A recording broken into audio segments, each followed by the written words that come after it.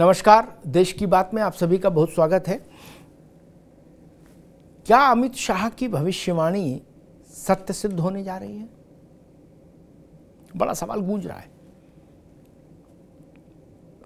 आपको याद होगा कि जिस दिन दिल्ली सेवा विधेयक, वही विधेयक था जिसको लेके आम आदमी पार्टी की दिल्ली की सरकार बहुत बेचैन थी, राज्यसभा में लाया गया था और उस पर जो चर्चा हुई थी उसके जवाब में जब गृहमंत्री बोल रहे थे अमित शाह, तो उन्होंने एक भविष्यवाणी की थी। अमित शाह ने कहा था सदन में खड़े होकर कि मेरी बात लिखकर रख लीजिए, ये दिल्ली सेवा विधेयक पारित हो जाएगा वैसे ही ये INDIA जो है इसमें बिखराव की प्रक्रिया शुरू हो जाएगी। आम आदमी पार्टी अपने रास्ते जाएगी, कांग्रेस अपने रास्ते जाएगी। उस वक्त आम आदमी पार्टी और कांग्रेस के अन्य मित्र दलों ने अमित शाह के इस भविष्यवाणी को उसकी आलोचना भी की। कईयों ने उसका मजाक भी उड़ाया कि ये तो ख्याली पुलाव है, ऐसा नहीं होगा, हम लोग तो बिल्कुल सीमेंटेड गठजोड़ बनाए हैं, ऐसा जोड़ जो टूटे से टूटे ना, ऐसा बंधन, गठबंधन ऐसा। पटना में नींव पड़ी, बेंगलोर में मजबूती आई। अमित शाह की भविष्यवाणी को बहुत समय नहीं बीता, मेरे ख्याल से 15 दिन भी नहीं हुए होंगे ठीक से, कि अलग अलग झरोखे खुलने लगे और उन झरोखों से ये आहट आने लगी कि भविष्यवाणी कहीं सही साबित न हो जाए, सफल सिद्ध न हो जाए।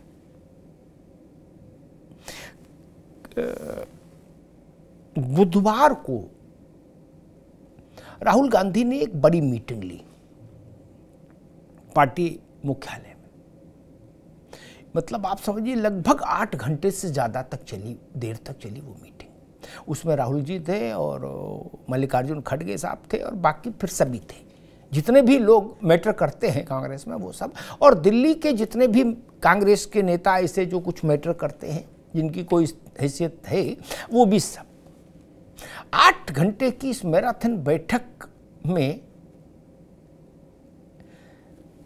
ये प्रश्न बार बार गूंजा कि आम आदमी पार्टी का क्या करना है, इसके साथ क्या रिश्ता रखना है। दिल्ली के कई नेताओं ने राहुल जी से पूछा कि भाई ये रिश्ता क्या कहलाता है। किसी ने कहा कि राहुल जी इस रिश्ते को क्या नाम दें। आम आदमी पार्टी और कांग्रेस का रिश्ता दिल्ली में, जितने नेता उतने प्रश्न आम आदमी पार्टी को लेकर राहुल गांधी के सामने आए। उस बैठक में राहुल गांधी ने कहा कि आप पूरी दिल्ली में पार्टी को मजबूत करिए, पूरी दिल्ली में पार्टी को मजबूती के साथ खड़ा करिए और 7 लोकसभा सीटों पर तैयारी करिए। इस बात को गौर से समझिए, 7 लोकसभा सीटों पर तैयारी करिए। किसी नेता ने उनसे पूछा कि आम आदमी पार्टी और विशेष रूप से अरविंद केजरीवाल को लेके क्या नरम रुख रखना है हम लोगों को? समझिएगा, बड़ा मारक सवाल है। जो लोग बैठक में थे उन लोगों ने बताया मुझे कि राहुल गांधी ने उत्तर दिया, आप इस इंप्रेशन में मत रहिए कि कांग्रेस ने दिल्ली सेवा विधेयक का समर्थन किया लोकसभा और राज्यसभा में। उन्होंने कहा वो एक संवैधानिक स्थिति थी, एक सिद्धांत के तहत हमने समर्थन किया, बाकी चीज़ें अलग हैं। और राहुल गांधी ने यहाँ तक कहा, ये तो सामान्य, इसके आगे जो कहा लोग बताते हैं वो बहुत और भी ज़्यादा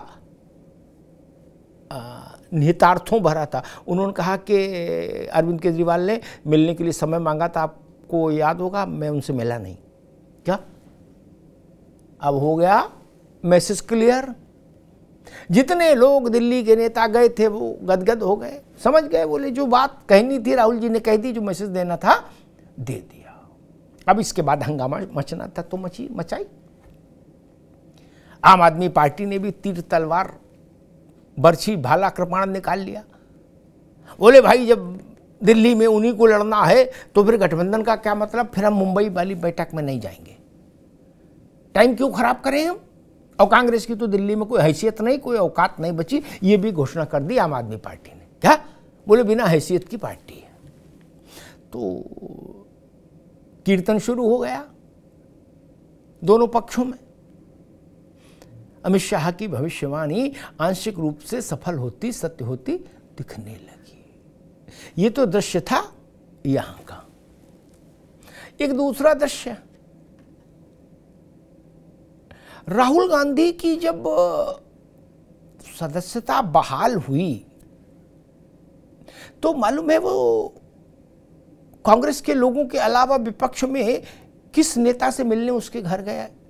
एकमात्र वो लालू यादव का आशीर्वाद लेने लालू यादव जी के घर गए। वो दिल्ली में थे उस वक्त। इसका बड़ा संदेश गया।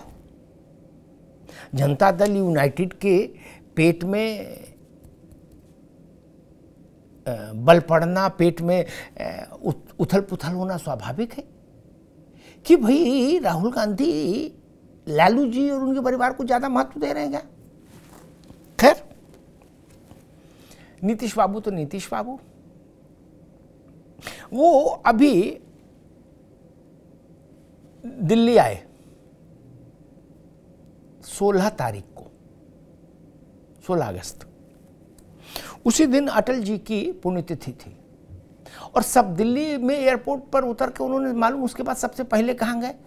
अटल बिहारी वाजपेयी के स्मारक सदैव अटल पर गए, फूल चढ़ाए, सिर नवाया और कहा मैं अटल जी की बड़ी इज्जत करता हूं, महान नेता थे। और इसके बाद वो किससे मिले नीतीश बाबू? आदरणीय अरविंद केजरीवाल जी से। अब आप समझिए, आप लालू जी से मिलेंगे तो हम केजरीवाल जी से मिलेंगे और अटल जी के यहाँ की समाधि पर भी जाएंगे। अब समझ लीजिए आप, वहाँ से भी संकेत आ रहे हैं क्या कि अमित शाह की भविष्यवाणी कुछ कुछ आकार ले रही है क्या? अब तीसरा झरोखा खोल के देखिए, वो महाराष्ट्र वाला है। अभी कुछ दिन पहले शरद पवार अपने भतीजे अजित पवार, जो भाजपा के साथ चले गए, डिप्टी सीएम हो गए, उनके साथ एक उद्योगपति के कोठी पर मिले। 2-2.5 घंटे मेल मिलाप हुआ चाचा भतीजे का। अब राजनीति में आप जानते हो, चाचा भतीजे जहां एक साथ हो वहां कुछ ना कुछ तो होता ही है। कहीं की चाचा भतीजे देख लीजिए। उसके बाद में उस पर चर्चाएं हुई। कांग्रेस ने ऑफिशियली कहा कि पवार साहब का बार बार अजित पवार से मिलना हमको पसंद नहीं, शरद पवार को एक लाइन साफ करनी चाहिए। शरद पवार ने कहा भाई लाइन तो साफ है, भतीजे से भी मिलने में कोई दिक्कत है क्या? मेरा भतीजा है, मेरा खून का रिश्ता है, राजनीति अपनी जगह, लेकिन भतीजा तो भतीजा ही रहेगा, लो कर लो बात क्या? और उसके बाद पवार साहब ने एक बात और कही, शरद पवार ने, उन्होंने कहा कि भाई मेरे तमाम शुभचिंतक हैं जो मुझे सलाह देते हैं कि आप भाजपा के साथ आ जाओ, लेकिन अभी मैंने इस पर कोई निर्णय किया नहीं, अभी मैं कांग्रेस के साथ हूं। यानी भाजपा के साथ आ जाओ आप, ये सलाह देने वाले शरद पवार की नजर में शुभचिंतक हैं उनके। क्या इसका मतलब समझ रहे हैं ना आप? जो लोग पवार साहब को ये सलाह दे रहे हैं कि आपको भाजपा के साथ चले जाना चाहिए, उनको पवार मान रहे हैं अपना शुभचिंतक। क्या अब इस संदेश के बाद ये जो तीसरा झरोखा मैंने आपको कुल दिखाया, कि आपको नहीं लगता कि अमित शाह की भविष्यवाणी पूरी न सही कुछ कुछ रंग दिखा रही है? दिखा रही है ना। और उसी मुंबई में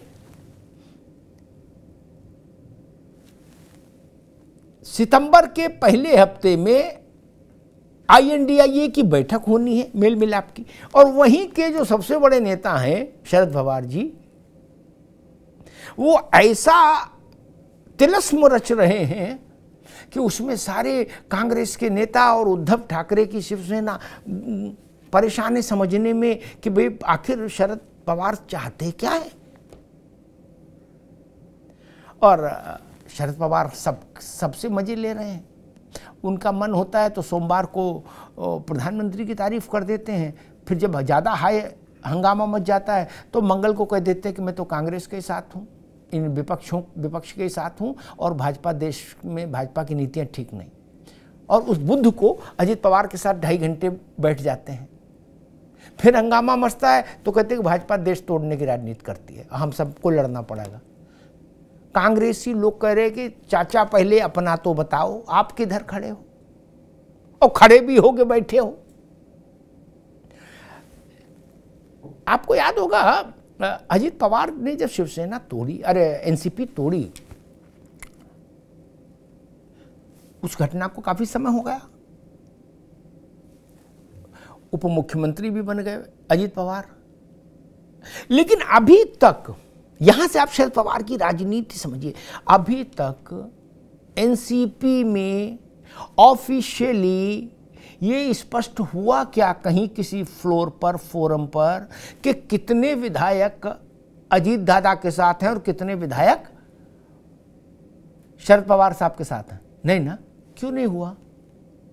चूंकि मामला घरेलू है, चूंकि घर की बात है, सबे भूमि गोपाल की, सब अपना है, कौन पराया है, ये भाव चल रहा है एनसीपी के अंदर। और यही भाव कांग्रेस के कान खड़े कर रहा है महाराष्ट्र में, और यही भाव उद्धव ठाकरे को परेशान कर रहा है। वरना जिस दिन विभाजन हुआ उस दिन सीधी लकीर खिंचती है कि भाई इतने एमएलए उनके साथ हैं और इतने एमएलए उनके साथ हैं।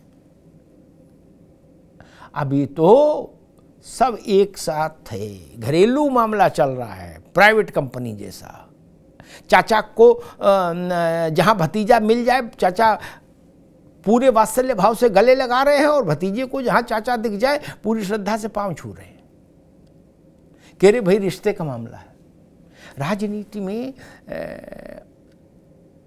शरद पवार के लिए ऐसे खेल नए नहीं है, इसीलिए उनको लोग कहते हैं कि शरद पवार को समझना नामुमकिन नहीं तो मुश्किल तो है ही। तो मैंने आपको 3 चित्र दिखाए, दिल्ली का, केजरीवाल वर्सेस कांग्रेस, महाराष्ट्र में शरद पवार का जादुई अंदाज, और पटना में कसमसाते हुए नीतीश बाबू। वो अभी तक इस इंतजार में हैं कि इस गठबंधन में उनकी भूमिका क्या होगी, इस पर कोई साफ बात तो करे, लेकिन अभी तक साफ बात हो नहीं पाई। अब शायद मुंबई में हो जाए, लेकिन कसौटी पर अमित शाह की भविष्यवाणी भी है। क्या ये साल बीतते बीतते INDIA के जो अक्षर हैं वो अलग अलग बिखर जाएंगे? जो 26 दलों का एक गठबंधन बना है वो लोकसभा के चुनाव तक सस्टेन कर पाएगा क्या, टिक पाएगा क्या? ये बड़ा सवाल है। जीतेंगे, बड़ी चुनौती देंगे, चुनाव, लोकसभा चुनाव रोचक होगा, ये सब स्थितियां तब लागू होंगी जब ये तय हो कि ये गठबंधन चुनाव तक टिकेगा। आसार अभी थोड़े खराब लग रहे हैं। धन्यवाद।